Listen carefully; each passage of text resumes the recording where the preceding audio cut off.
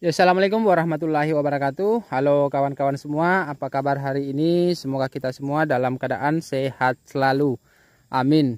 Jadi pada kesempatan sore hari ini kita kembali lagi di tanaman cabai keriting varietas Rada lokal Sumatera Barat. Ini tanaman cabai saya sekarang usianya 18 hari setelah pindah tanam. Walaupun masih bisa dikatakan pertumbuhannya sangat terhambat. Karena ini kan lahan janda, lahan bekas tanpa pengolahan lahan, tanpa pemberian pupuk dasaran. Jadi kita tidak berikan pupuk apapun itu sebelum melakukan pindah tanam. Jadi wajarlah pertumbuhannya masih tergolong terhambat. Dan pada kesempatan sore hari ini saya akan melakukan penyemprotan yang keempat. Yang mana di penyemprotan yang keempat ini saya akan mulai menambahkan fungisida. Jadi kemarin itu di penyemprotan 1 dan penyemprotan 1, penyemprotan 2, penyemprotan 3 itu belum saya menambahkan fungisida. Dan barulah kesempatan sore hari ini saya akan menambahkan fungisida di penyemprotan yang keempat. Dan sebelum kita melakukan pencampuran, sebelum kita melihat apa-apa yang saya gunakan, yang pastinya saya akan menggunakan fungisida Ditan. Sedikit saya akan berbagi pengalaman, berbagi pemahaman kepada kawan-kawan semua tentang kelebihan dan kekurangan fungisida Ditan. Karena fungisida Ditan ini lumayan familiar digunakan di kalangan petani, khususnya petani cabai ataupun petani hortikultura secara umum. Jadi untuk fungisida Ditan ini, Ditan M45 ini produk dari Corteva, jadi bisa dikatakan produk paten lah, produk terkenal. Ini bahan aktifnya Mancozeb. Mancozeb itu bisa kawan-kawan lihat, Mancozeb 80% yang berbentuk berformulasi WP. Whole powder itu artinya berformulasi tepung. Jadi baik dari segi bahan aktifnya ataupun dari segi formulasinya itu ada kelebihan dan kekurangannya. Jadi kita ulas-ulas sedikit lah.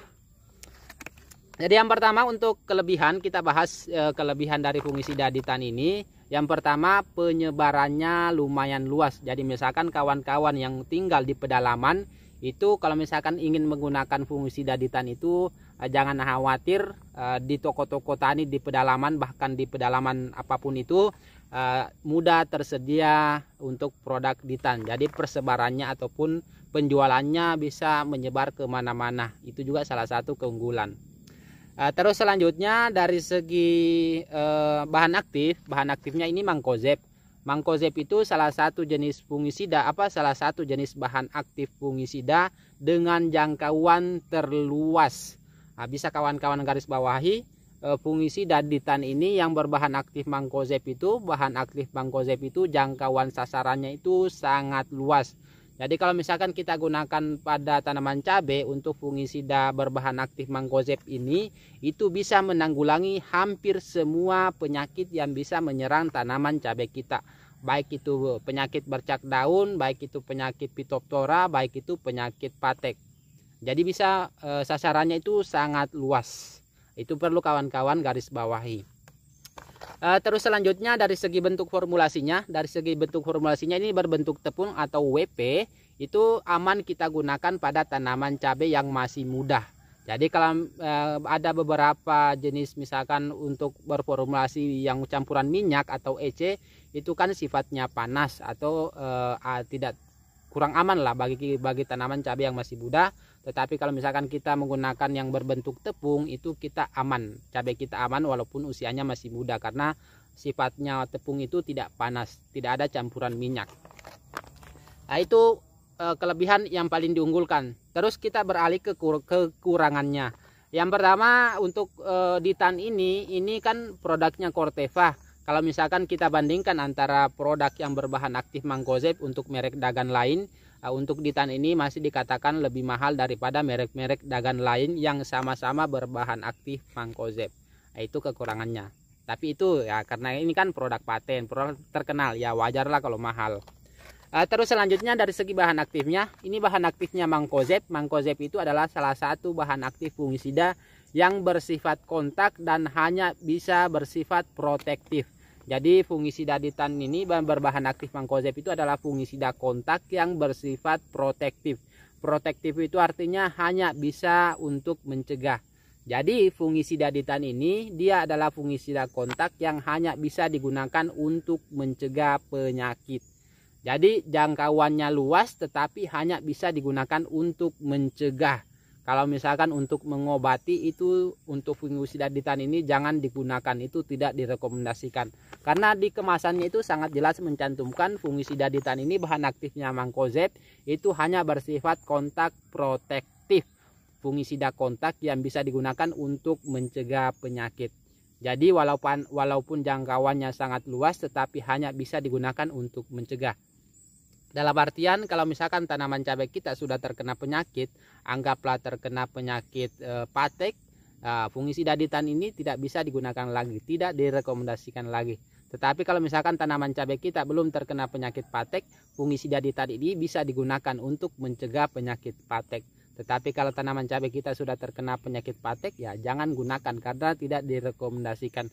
Bukan berarti kalau misalkan tanaman cabai kita terkena penyakit patek lalu kita menggunakan ditan, bukan berarti bahwa tidak ada kemungkinan untuk sembuh, tetapi tidak direkomendasikan dari segi bahan aktifnya.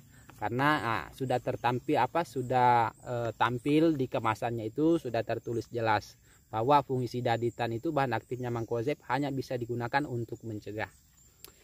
Terus terakhir untuk kekurangan dari segi formulasi, dari segi bentuk formulasinya tepung itu kekurangannya yang pertama, kalau kita menakar untuk formulasi tepung itu tidak tidak menetap. Karena kan kalau kita menakar pakai tepung itu kan berubah-ubah, kadang ada 1 sendok, 1 sendoknya itu kadang penuh sekali, itu tidak menentu untuk takarannya. Terus untuk tepung itu kadang menyumbat di nozzle, itu juga salah satu kekurangan kalau misalkan kita menggunakan apapun itu yang bentuknya tepung, itu kadang menyumbat di nozzle kita tidak lancar. Jadi itulah beberapa kelebihan dan kekurangan untuk fungisida ditan. Jadi selanjutnya langsung saja kita ke pencampuran apa-apa yang akan kita gunakan untuk penyemprotan kali ini. Jadi untuk penyemprotan kali ini yang pertama untuk fungisida ditannya ini, ini saya gunakan 2 sendok makan. Ini untuk pencegahan kita gunakan 2 sendok makan.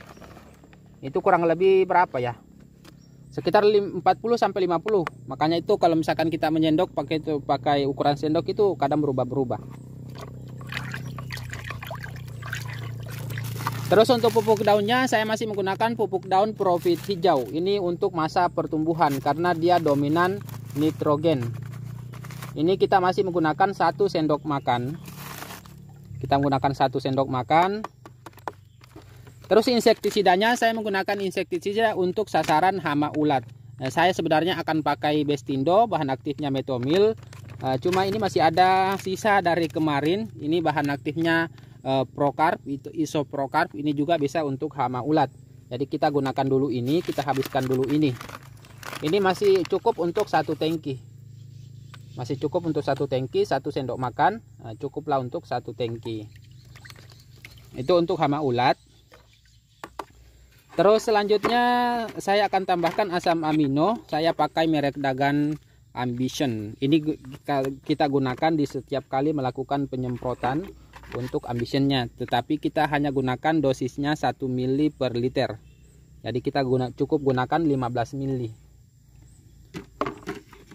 Terus terakhir perekatnya juga 1 ml per liter, berarti kita gunakan 15 ml. Lalu kita aduk dan akan kita masukkan ke dalam tangki penyepraian.